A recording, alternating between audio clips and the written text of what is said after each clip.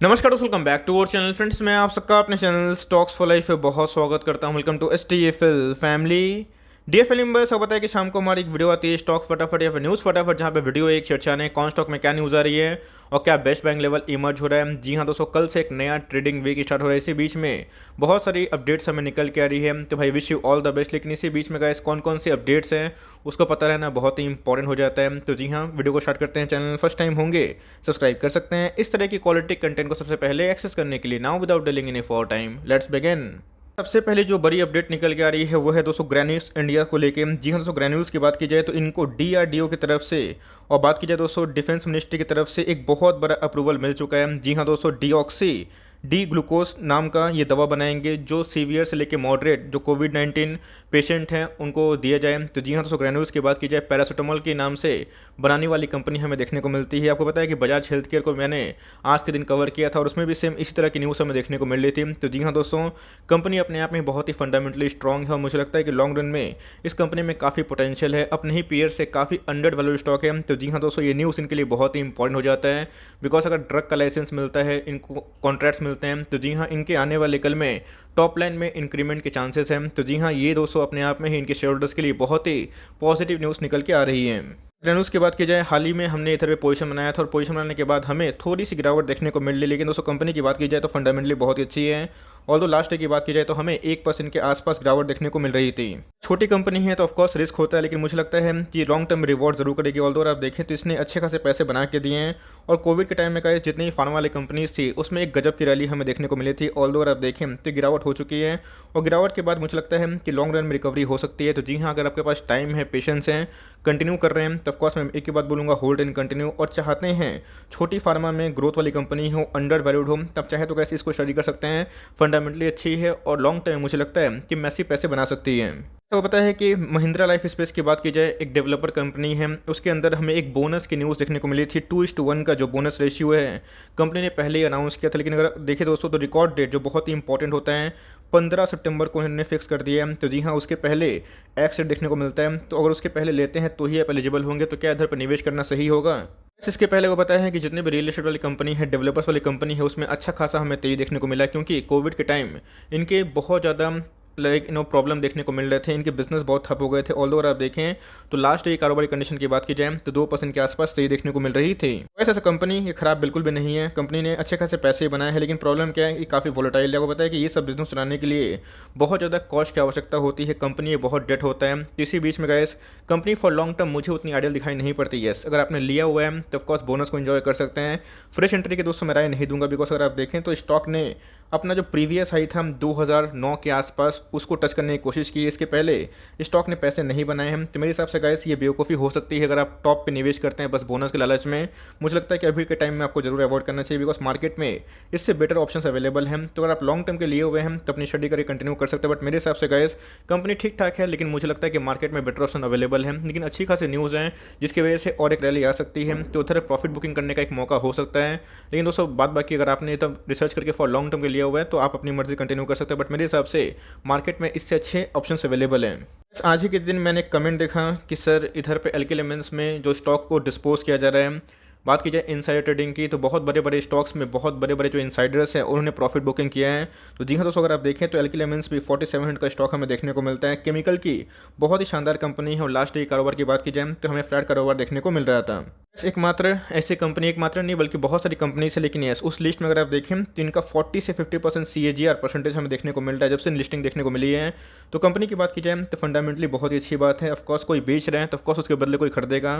तो long term में guys मुझे लगता है कि 4000 के लेवल पर आता है तो उधर पे एक एंट्री पॉइंट हो सकती है। अगर इसको तोड़ता है, ध्यान सुनिएगा दोस्तों, तो हो सकता है कि आने वाले कल में ये 3850 और 3650 का फिबोनाची बॉटम ये लगा दे। बट मुझे लगता है इन दोनों का लेवल दोस्तों हमें सुपर एमओएस की तरफ ले जाएगा। लॉन्ग टर्म में ये सब कंपनी में काफ़ी ग्रोथ दिखाई पड़ती है। एमाइंस की बात की जाए, इनके बिजनेस में काफ़ी ग्रोथ देखने को मिल रहा है। एकदम लॉन्ग टर्म का बेट है और एकदम गिरता है गाइस तो इधर पे आराम से कंटिन्यू कर सकते हैं। जितना लेवल से मिले उतना लंबा होल्ड कर सकते हैं, बिकॉज कंपनी में एक ही चीज़ कॉमन है, वो है ग्रोथ। तो यहाँ पे ग्रोथ रहेगा तो लॉन्ग रन फंडामेंटल्स ऑफकोर्स काम करेंगे। ऑल्दो अगर आप देखें तो स्टॉक में काफ़ी रैली आ चुकी थी, तो ऐसा नहीं कि स्टॉक भागता रहेगा, थोड़ा सा पॉज होता है, उसके बाद गिरता है, फिर कॉन्सोलेशन करता है। तो मेरे हिसाब से हर एक गिरावट दोस्तों घुसने का मौका हो सकता है। लॉन्ग टर्म का बहुत ही सुपर बेट है और जितना गिरे एक क्रूशियल लेवल पे उतना फॉर लॉन्ग टर्म उठा सकते हैं।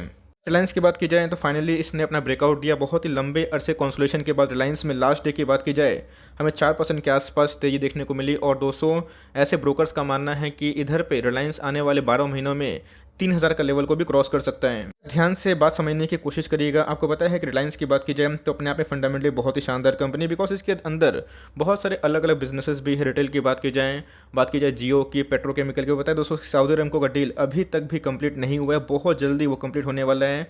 अब पता है कि एफ रिटेल से जो प्रॉब्लम चल रही है उसकी वजह से सऊदी अरामको का डील बहुत ही इंपॉर्टेंट हो जाता है। बट मुझे लगता है दोस्तों, आने वाले कल में रिलायंस के अंदर जो सब्सिडरी है उनका वैल्यू अनलॉकिंग होता है तो रिलायंस बहुत तेज भाग सकती है। ऑल्दो आप देखें तो रिलायंस पहले जब क्रैश हुआ था वहाँ पे इंडेक्स मैनेजमेंट हुआ था, जहाँ पे बहुत से न्यूज़ की वजह से रिलायंस और निफ्टी के आईटी की वजह से निफ्टी को संभाला गया था। तो उसके बाद प्रॉफिट बुकिंग हमें देखने को मिली। और मैंने आपको बताया भी था, इस लेवल पे आपको होल्ड एंड कंटिन्यू करना पड़ेगा, बिकॉज रिलायंस कंपनी पे आप सालाना 20 से 25% का मोर टू मोर आप उम्मीद कर सकते हैं। अगर आप सोचेंगे कि 200% भागे अल्कलमेंस की तरह, ये पॉसिबल नहीं होता है। तो मेरे हिसाब से रिलायंस एक स्लो भागने वाला स्टॉक है। तो अगर आप इसमें होल्ड किए हुए हैं तो हम कंटिन्यू करें। मुझे लगता है कि आने वाले एक साल में अगर इनकी डील्स होती है तो 3000 क्या 235 के लेवल भी जा सकता है, बिकॉज कंपनी की बात की जाए फंडामेंटली अच्छी है और बहुत सारे सरप्राइजिंग न्यूज़ आ सकते हैं। तो मेरे हिसाब से जियो 5G में ब्लीड कर सकता है तो कंटिन्यू कर सकते हैं। फ्रेश बाई की बात की जाए तो ऑफकोर्स बहुत लोगों ने अच्छा लेवल को मिस किया जब हमने 1900 के लेवल पे 2000 के लेवल पे बहुत बार बताया था। तो मेरे हिसाब से गाइस 2350 के आसपास, 2320 के आसपास कभी एक डिप आता है तो घुसने का मौका हो सकता है। लेकिन मेक श्योर दोस्तों, अगर आप नंबर 1 कंपनी में निवेश करते हैं देश की तो आपको टाइम देना पड़ सकता है, बिकॉज अपने ऑल टाइम हाई पे है। लेकिन मुझे लगता है कि ब्रेकआउट संपन्न होता है 2400 के आसपास तो गाइस रिलायंस एक नया हाई 2650 के आसपास जाने की क्षमता रखता है। बात की जाए लास्ट डे जस्ट डायल के जो एक्वेशन की जो न्यूज़ थी उसके वजह से भी रिलायंस को काफ़ी बूस्ट मिला था। रिलायंस की रिटेल सेगमेंट है उसमें जेडी का जो डेटा है वो बहुत ही इंपॉर्टेंट रोल प्ले कर सकता है। तो यस दोस्तों, ये न्यूज़ इनके लिए भी अच्छी है। और अगर आप देखें तो 1000 नीचे आसपास दिखाई पड़ती है, 1% के आसपास लास्ट डे की तेजी थी। ऐसी बहुत ही इंपॉर्टेंट न्यूज़ हो जाती है और जस्ट डायल को लॉन्ग टर्म में बेनिफिट जरूर मिलेगा। बट आपको पता है कि जस्ट डायल अपने आप में ही छोटी कंपनी है, लेकिन यस रिलायंस एक्वेशन के बाद इसमें काफ़ी विंग्स हो सकते हैं। तो 1000 लेवल क्रॉस करता है तो मुझे लगता है कम से कम 220 से 25% की रैली ड्यू हो सकती है। लेकिन मुझे लगता है कि इससे अच्छा विकल्प मार्केट में इंडिया मार्ट दे रहा है। तो मैं दोस्तों इंडिया मार्ट पे जाना पसंद करूंगा। ऐसे में पर्सनल ओपिनियन है, आप चाहें तो लाइक इस पे भी जा सकते हैं। बट यस मुझे लगता है इंडिया मार्ट आपको मार्जिन दे रहा है तो फॉर लॉन्ग टर्म ये भी खराब कंपनी नहीं है। लेकिन यस इंडिया मार्ट दोस्तों इससे थोड़ी सी अलग और थोड़ी सी विकसित कंपनी दिखाई पड़ती है। आईटीसी की बात की जाए अपने आप में ही एक ऐसा स्टॉक बना हुआ है जो ब्रेकआउट ना दे रहा है, नीचे ना गिर रहा है। 200 से लेकर 220 के आसपास यही दोस्तों रेंज बाउंड हमें पिछले 8 से 10 महीने में देखने को मिल रहा है। और दोस्तों इधर पे अगर आप देखें तो ऑफकोर्स सीरियसली ये बहुत ज़्यादा पेशेंस टेस्ट कर रहा है। लास्ट की बात की जाए तो हमें फ्लैट कारोबार देखने को मिल रहा था। आईटीसी को लेके एक ही बात फाइनली कंक्लूड करना चाहूँगा, आईटीसी एक अच्छी कंपनी है, डेफिनेटली कंपनी है, लेकिन यस मार्केट अब इसको रिवॉर्ड नहीं कर रही है। बट मुझे लगता है लॉस में नहीं बेचना चाहिए। अगर आपके पास पेशेंस है, टाइम दे सकते हैं तो कंटिन्यू कर सकते हैं, बिकॉज कंपनी फंडामेंटली अच्छी है। लेकिन यस मार्केट में बहुत सारे ऐसी कंपनीज भी हैं जो डिजर्व भी नहीं करती इस वैल्यूशन को, लेकिन यस अपने ऑल टाइम हाई पे ट्रेड कर रही है। तो आपको रिलायंस का एग्जांपल दिखाई दिया। आईटीसी के दोस्तों सेम वही कहानी है। आईटीसी में मुझे ऐसा लगता है कि अगर आप इसको 5 साल होल्ड करते हैं तो वैल्यू अनलॉकिंग हो सकती है। बहुत जगह पर डीमर्जर की न्यूज़ हो रही है, बहुत जगह पर स्पेकुलेशन भी चल रहा है। तो अभी तक कोई ऐसी कंफर्मेशन ठोस न्यूज़ नहीं है। लेकिन यस अगर आप परेशान हो गए हैं तो आप चाहें तो स्विच कर सकते हैं थोड़ा सा अमाउंट का 30 से 40% के आसपास और दूसरा एफएमसीजी में जा सकते हैं। बट मेरे हिसाब से अगर आपके पास वेल डाइवर्सिफाइड पोर्टफोलियो है, अपने पोर्टफोलियो में आपने 3 से 3.5% का वेटेज, 4% का वेटेज दिया है, तो मुझे लगता है कि हर एक पोर्टफोलियो में सब स्टॉक नहीं भागते हैं, कुछ लैगर भी होते हैं। तो अगर आपका पोर्टफोलियो डाइवर्सिफाई है तो आराम से कंटिन्यू कर सकते हैं। लेकिन अगर आपने ओवरवेट दे दिया है तो नो प्रॉफिट नो लॉस में। तो मेरे हिसाब से थोड़ा सा अगर आपका पेशेंस टेस्ट हो रहा है मार्केट में तो आप चाहें तो थोड़ा स्विच कर सकते हैं दूसरे एफएमसीजी में। मेरे हिसाब से मैंने इसको डाइवर्सिफाई कर लिया है तो मैं दोस्तों इसे कंटिन्यू करना चाहूँगा। आवास फाइनेंस की बात की जाए अच्छी कंपनी है। लास्ट डे के भाव की बात की जाए हमें 1.5% के आसपास गिरावट देखने को मिल रही थी।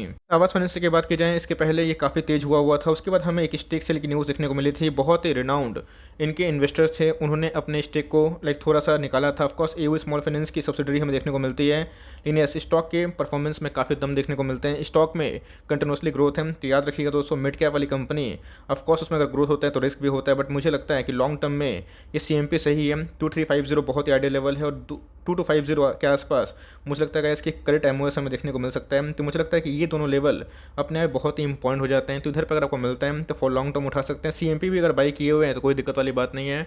मैंने भी कहा इधर पर थोड़ा स्टेक अपना बढ़ाया है, बिकॉज कंपनी के अंदर फंडामेंटल्स काफ़ी मजबूत हैं और लॉन्ग टर्म में रिवॉर्ड जरूर कर सकती है। ऑफकोर्स थोड़ा वोलेटाइल है, लेकिन दोस्तों लॉन्ग टर्म में कंपनी के अंदर ग्रोथ है। तो मुझे लगता है कि आने वाले कुछ समय में जब जैसे ही बैंक निफ्टी का ट्रेंड चेंज होगा ये सब कंपनी थोड़ा सा और अच्छा कर सकती है। शेर खान की बात की जाए, टाटा कंज्यूमर को उन्होंने 960 के आसपास का टारगेट दिया है आने वाले अपकमिंग एक ईयर के लिए, और मुझे लगता है गाइस कि सब कुछ सही रहा तो ये 1000 के लेवल को भी क्रॉस कर सकता है। इसके पहले दोस्तों मैंने एग्रेसिवली टीसीपी को एकदम बताया था, और ये भी बताया था कि थोड़ा फास्ट रिटर्न चाहिए, तो टीसीपी में बहुत सारे प्रोडक्ट्स का अपग्रेडेशन हो रहा है, तो ये दोस्तों ये इनके लिए बहुत ही पॉजिटिव पॉइंट है। ऐसा नहीं है कि टीसीपी अच्छा कर रहा है तो एचयूएल को या फिर कोई अच्छी कंपनी को निकाल दिया जाए। ऑफ कोर्स अगर आपके पास डाइवर्सिफिकेशन है, निवेश किए हुए हैं सही मूवमेंट पे, तो कंटिन्यू करें। और मुझे लगता है कि अगर आपका हॉरिजन बहुत ही लंबा है 5-10 सालों के लिए, तो जी हाँ दोस्तों, इस कंपनी में एकदम बहुत पोटेंशियल है, जिसमें आप एसआईपी कर ले, लेवल्स का चिंता ना करें। लेवल्स की बात की जाए तो हो सकता है कि जब निफ्टी में थोड़ा करेक्शन कभी ना कभी आए तो 5-10% गिर जाए, लेकिन उस हिसाब से बैठे ना रहें। 10 स्टॉक खरीदने की ताकत रखते हैं तो 2 से कम स्टार्ट कर लीजिए, वरना आपको फोमो भी होगा कि चलो भाई रैली मिस हो गई। और मुझे लगता है गाइस कि एसआईपी एक बहुत ही अच्छा रिवोल्यूशनरी एक्ट है, जहाँ पे आप हर एक प्राइस में हर एक स्टॉक को ऐड करते हैं। तो जी हाँ, ऑलरेडी ऑल टाइम हाई पे हैं, तो बल्क निवेश करने का रिस्क नहीं लीजिएगा। हो सकता है कि करेक्शन आए तो आपको 830 के आसपास मिल जाए, ये घुसने का बहुत ही अच्छा मौका हो सकता है, और मुझे लगता है कि ये सब मौका आपको एसआईपी कंटिन्यू करना चाहिए। डिक्सन की बात की जाए, अपने आप में ही आत्मनिर्भर भारत को सपोर्ट करता है, और लास्ट डे की बात की जाए तो हमें 1-1.5% के आसपास गिरावट देखने को मिल रही थी। डिक्सन की बात की जाए, इसके पहले को पता है कि मैंने 44 रुपये भी कवर किया था, 45 रुपये भी कवर किया था, 4000 पे भी कवर किया था, 3850 पे भी कवर किया था। बीच में गैस 3850 के आने के बाद इसमें एक अच्छा खासा रिवर्सल देखने को मिला, और ग्रेजुअली वॉल्यूम हमें वापस आते हुए देखने को मिल रहे हैं। तो जी हाँ दोस्तों, अभी ये एफएनओ का भी स्टॉक बन चुका है। तो मुझे ऐसा लगता है गैस कि अगर आपने अभी निवेश किया है तो अभी रिटर्न की उम्मीद मत करिए, टाइम दीजिए। आपने देखा कि जो न्यूज़ का इम्पैक्ट है लॉन्ग रन में ही होता है। आत्मनिर्भर वाले जितने भी स्टॉक्स हैं उसमें थोड़ी तेज़ी हमें देखने को मिल रही है। और बात की जाए, चाइना के बाद इंडिया दोस्तों सेकंड मैन्युफैक्चरिंग हब हमें देखने को मिल रहा है, तो मतलब हमारा जो संकल्प है मेक इन इंडिया वो सही दिशा में जा रहा है। तो मेरे हिसाब से इंडियन गवर्नमेंट को अच्छा खासा लाइक बेनिफिशियरी मिल सकता है इन सब कंपनी के द्वारा, और उनका जो संकल्प है तो ऑफकोर्स आगे बढ़ सकता है। तो ये दोस्तों ये सब लॉन्ग टर्म का बेट है। इसके पहले हमने इसमें स्प्लिट भी लिया था, उसके बाद भी निवेश किया था, तो मुझे लगता है दोस्तों लॉन्ग टर्म में इस कंपनी में काफ़ी ग्रोथ देखने को मिल रही है, बिकॉज विदेशी क्लाइंट्स भी हैं, देसी क्लाइंट्स भी हमें देखने को मिलते हैं। तो लॉन्ग टर्म में कंपनी खरा सोना है, तो सीएमपी में आराम से बाई कर सकते हैं। 4000 का एक इंपॉर्टेंट सपोर्ट है, तो उधर पे मिल जाए तो बल्ले बल्ले है, लेकिन उसको तोड़ता है तो कैसे यस अपना जो प्रीवियस लेवल है उसको टच कर सकता है। तो इसीलिए बॉटम आंकने की कोशिश मत करें, बिकॉज जिन्होंने बॉटम आंका है तो बहुत बड़ी बड़ी रैली मिस की। इसके पहले भी कैसी 3850 के आसपास चला गया था। तो आपके पास कैश होने चाहिए, कैश रहे कम तो एसआईपी में लीजिए। हर 200 के फॉल में 300 के फॉल में तो आपको टेंशन नहीं होगी, और अच्छे स्टॉक को सही भाव पे ले भी रहेंगे। इस हिसाब से ये सब लॉन्ग टर्म का बेट है, और आत्मनिर्भर भारत को ये सब कंपनी सपोर्ट करती है। तो ये सब कंपनी पे दाव खेलना है तो लंबा खेलिएगा, बिकॉज इनमें ग्रोथ होने में तो टाइम लगेगा, लेकिन जब एक बार ग्रोथ होगा तो ऐसी सब कंपनी और भी मैसिव पैसे बना के दे सकती है। तो आई होप मेरा एफर्ट आपको अच्छा लगा। वीडियो अच्छी लगी तो एक लाइक कर दिएगा, चैनल फर्स्ट टाइम होंगे तो याद से सब्सक्राइब करना भूलिएगा। फर्दर कोई डाउट उसको ड्रॉप कर सकते हैं, कुछ रिव्यू चाहिए उसका नाम भी ड्रॉप करना भूलिएगा। I would love to make a video on your demand. Guys मिलते हैं जल्दी ही, तब तक के लिए bye, thanks for watching friends, God bless you all.